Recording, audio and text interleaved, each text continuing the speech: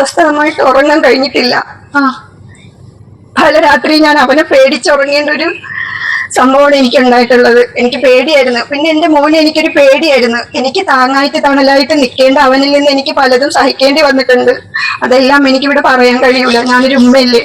അപ്പോ ഒരുപാട് കൗൺസിലിംഗ് കൊടുത്തിട്ടുണ്ട്, ഒരുപാട് ആൾക്കാരുമായിട്ട് വിളിച്ച് സംസാരിച്ചിട്ടുണ്ട്. പക്ഷേ ഡെയിലി ഓരോ ദിവസം അവൻ കൂടി വരികയല്ലാതെ ഇതിൽ നിന്ന് മുക്തനാവാൻ അവൻ ശ്രമിച്ചിട്ടില്ല.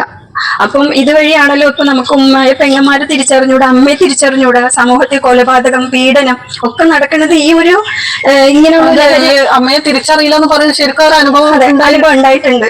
അങ്ങനെ ഞാൻ അനുഭവിച്ചിട്ടുണ്ട്. 21 വയസ്സുകാരനായ തന്റെ മകനിൽ നിന്ന് ഒരു ഉമ്മയ്ക്കുണ്ടായ അതിവേദനാജനകമായ ഒരു അനുഭവമാണ് നാം ഇപ്പോൾ കേട്ടത്. ഒരു ഉമ്മയ്ക്ക് സ്വന്തം വീട്ടിൽ സ്വസ്ഥമായി കിടന്നുറങ്ങാൻ പറ്റാത്ത സാഹചര്യം, അതും പെറ്റു വളർത്തിയ ഒരു മകനിൽ നിന്ന് ഇത്തരത്തിലുള്ള ഒരു അനുഭവം ഉണ്ടാവുമെന്ന് പറഞ്ഞാൽ അത് എത്ര ഭീകരമാണല്ലേ. ഇന്ന് സമൂഹത്തിൽ ലഹരി ഉപയോഗം കൊണ്ട് തകർന്ന ഒരുപാട് കുടുംബങ്ങളുണ്ട്. സ്കൂൾ വിദ്യാർത്ഥികളുടെ കയ്യിലടക്കം ലഹരി സുലഭമായി ലഭിക്കുന്നുണ്ട്. 8ാം ക്ലാസ്സിലും 9ാം ക്ലാസ്സിലും പഠിക്കുന്ന കുട്ടികളാണ് ഇന്ന് ലഹരി കടത്തുന്നതും ലഹരി ഉപയോഗിക്കുന്നതും. നമ്മുടെ ഭാവി തലമുറ തകർന്നു, അല്ലെങ്കിൽ തകർക്കുകയാണ് ചില ആൾക്കാർ അവരുടെ സ്വേച്ഛ ലാഭത്തിന് വേണ്ടി. വരും തലമുറയിലുള്ള കുട്ടികൾക്ക് അവരുടെ സ്ഥിരബോധം തന്നെ ഇല്ല. അവർ ഓരോ കാര്യങ്ങൾ ചെയ്യുന്നത് അവർക്ക് ബോധമില്ലാണ്ടാണ്. അവരുടെ ബോധം വരെ മറിക്കുന്ന രീതിയിലാണ് ഈ ലഹരിയുടെ താൽക്കാലികമായ ഉപയോഗത്തിൽ അവർക്ക് ലഭിക്കുന്ന ചില ഉന്മാദങ്ങൾ എന്ന് പറയുന്നത്. എന്തൊരു ഭീകരമായ അവസ്ഥയാണ്. നമ്മുടെ ചെറിയ മക്കൾ പോലും നമ്മളെ തിരിച്ചറിയാൻ പറ്റാതെ, സ്വന്തം ഉമ്മയെ തിരിച്ചറിയാൻ പറ്റാതെ പെരുമാറുന്ന അവരുടെ ഓരോ രീതികൾ കണ്ടു കഴിഞ്ഞിട്ടുണ്ടെങ്കിൽ നമുക്ക് പേടിയാവും. നമ്മൾ എന്ത് ചെയ്യും? നമ്മൾ ആരോട് പറയും? ഇത് എവിടെ നിന്നാണ് ഇവർക്ക് കിട്ടണമെന്നുള്ളത് ആരും എന്തുകൊണ്ട് കണ്ടുപിടിക്കുന്നില്ല? സത്യം പറഞ്ഞിട്ടുണ്ടെങ്കിൽ കുട്ടികളെ സ്കൂളിൽ അയക്കാൻ വരെ പേടിയാണിപ്പോൾ. ഈ നമുക്ക് ചെയ്യാൻ പറ്റുന്ന ഒരു കാര്യമെന്ന് പറഞ്ഞു കഴിഞ്ഞിട്ടുണ്ടെങ്കിൽ കുട്ടികളെ നിരന്തരമായി നിരീക്ഷിക്കുക. അവരുടെ സ്വഭാവത്തിലോ രീതിയിലോ എന്തെങ്കിലും വ്യത്യാസം വരികയാണെന്നുണ്ടെങ്കിൽ നമ്മൾ ഉടനടി ശ്രദ്ധിച്ച് അതിന് വേണ്ട വിധം പ്രിക്കോഷൻസ് എടുക്കുക എന്നുള്ളതാണ്. ഇപ്പം ഈ ഉമ്മ തന്നെ പറയുന്നുണ്ട്, മകൻ ജോലിക്ക് പോവാന്ന് പറഞ്ഞ് ജോലിക്ക് പോയിട്ട് തിരിച്ചു വരുന്ന സമയത്ത് ഭക്ഷണം കഴിക്കില്ല, ഭക്ഷണം വേണ്ടാന്ന് പറയും.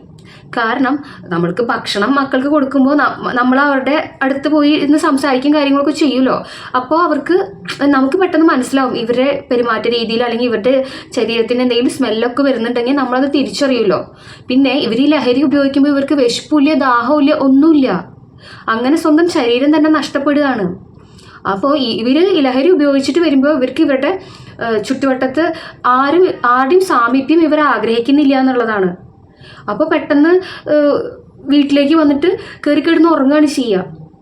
അവർക്ക് നമ്മൾ വിളിക്കുന്നതോ അല്ലെങ്കിൽ നമ്മൾ സംസാരിക്കുന്നതോ പോലും കേൾക്കാൻ താല്പര്യമില്ല ഈ കുട്ടികൾക്ക്. അപ്പോൾ ഈ രീതിയിലുള്ള എന്തെങ്കിലും സ്വഭാവത്തിൽ എന്തെങ്കിലും മാറ്റങ്ങൾ വരികയാണെന്നുണ്ടെങ്കിൽ തുടക്കത്തിലേ തന്നെ നമ്മൾ ശ്രദ്ധിക്കുക, അല്ലെങ്കിൽ നമ്മുടെ മക്കൾ കൈവിട്ട് പോവുക തന്നെ ചെയ്യും. കാരണം ഇതിനെതിരെ നടപടി എടുക്കേണ്ട ആൾക്കാർ നടപടി എടുക്കുന്നില്ല. അവരും കൂടി ഒത്താശ ചെയ്തിട്ടാണ് ഈ ലഹരി മാഫിയ നമ്മുടെ സമൂഹത്തിൽ ഇത്രയധികം വർദ്ധിച്ചു വരുന്നത്. ഇന്ന് സിനിമാ മേഖല എടുക്കുകയാണെങ്കിൽ തന്നെ സിനിമാ മേഖലയിൽ കഴിഞ്ഞ മാസം പ്രയാഗ മാർട്ടിൻ, അതുപോലെ തന്നെ ശ്രീനാഥ് ബാസി, ഷൈൻ ടോം ചാക്കോ, എത്ര പേരാണ് ഇവരൊക്കെ ലഹരി ഉപയോഗിച്ചുകൊണ്ടാണ് സിനിമയിൽ അഭിനയിക്കുന്നത് വരെ. ഇത് ഞാൻ പറഞ്ഞുണ്ടാക്കിയ കാര്യമില്ല കേട്ടോ, നാം എല്ലാവരും ന്യൂസുകളിൽ കണ്ട കാര്യം തന്നെയാണ്. ഇപ്പോൾ ഇതിൽ ഈ ഷൈൻ ടോം ചാക്കോ എന്ന് പറയുന്ന വ്യക്തിയുടെ ഒരു സ്വഭാവ രീതി തന്നെ നമ്മൾ കണ്ടു കഴിഞ്ഞിട്ടുണ്ടെങ്കിൽ, ഞാൻ വ്യക്തിഹത്യ നടത്തല്ല കേട്ടോ, നമ്മളൊരു സാധാരണ വ്യക്തി എന്നുള്ള നിലയ്ക്ക് ഇവരെ നമ്മൾ ഒബ്സർവ് ചെയ്യുമ്പോൾ ഇവരുടെയൊക്കെ ഭാവം പെരുമാറ്റമൊക്കെ കണ്ടു കഴിഞ്ഞിട്ടുണ്ടെങ്കിൽ വലിയ മാസമാണെന്നാണ് ഇവരുടെ വിചാരം. പക്ഷെ കാണുന്ന നമ്മൾ ഇവരെ വിലയിരുത്തുന്നത് മറ്റൊരു രീതിയിലാണ്. അപ്പോൾ ഇതാണ്, ലഹരി ഉപയോഗിക്കുമ്പോൾ ഇവർക്ക് സ്വബോധം തന്നെ നഷ്ടപ്പെടുകയാണ്. ഇവരെന്തോ വലിയ ആൾക്കാരാണെന്നുള്ളൊരു ഭാവം വരികയാണ്.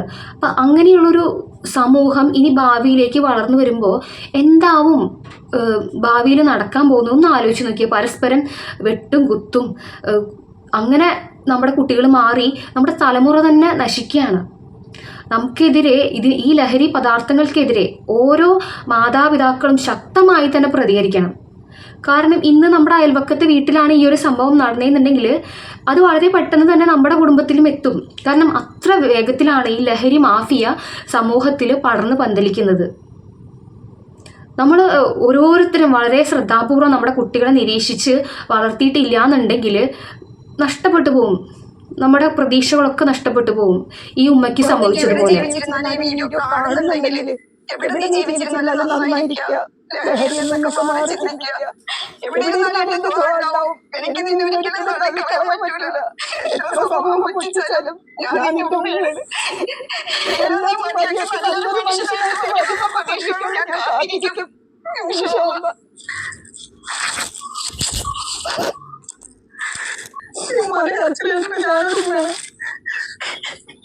ഓരോ സമയം ചോറിനാൻ വേണ്ടി ഇരിക്കുമ്പോ എന്റെ മോനോട് മനസ്സോട് ചോദിക്കും, മോനെ നീ ചോറ് ഒഴിച്ചോ? രാത്രി കിടക്കാൻ മോനായിട്ട് തിരിച്ചു വരും. ഒരുപാട് പ്രതീക്ഷകളോടെ വളർത്തിയുണ്ടാക്കിയ മകൻ സ്വന്തം കൺമുന്നിൽ ഈ വിധം നശിച്ചു പോകുന്നത് കാണുമ്പോൾ ഉണ്ടാവുന്ന ഒരു വേദന എന്ന് പറയുന്നത് സഹിക്കാനാവാത്ത ഒന്നാണ്. ആ ഉമ്മയുടെ വാക്കുകൾ കേട്ട് കഴിഞ്ഞാൽ നമുക്കത് മനസ്സിലാവും. ഈ ഒരു വീഡിയോ ഓരോ മാതാപിതാക്കൾക്കുമുള്ള ഒരു മുന്നറിയിപ്പാണ്. ഇനി ഒരു കുടുംബവും ഇനി ഒരു കുട്ടികളും ഇതുപോലെ ലഹരി ഉപയോഗം കൊണ്ട് നശിച്ചു പോവാതിരിക്കട്ടെ.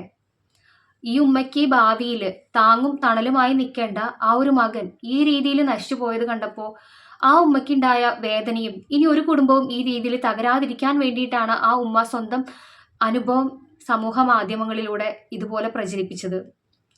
ഇതിൽ നിന്നൊക്കെ നമുക്ക് പാഠങ്ങൾ ഉൾക്കൊണ്ട് നമുക്ക് നമ്മുടെ മക്കളെ ശരിയായ രീതിയിൽ വളർത്താം.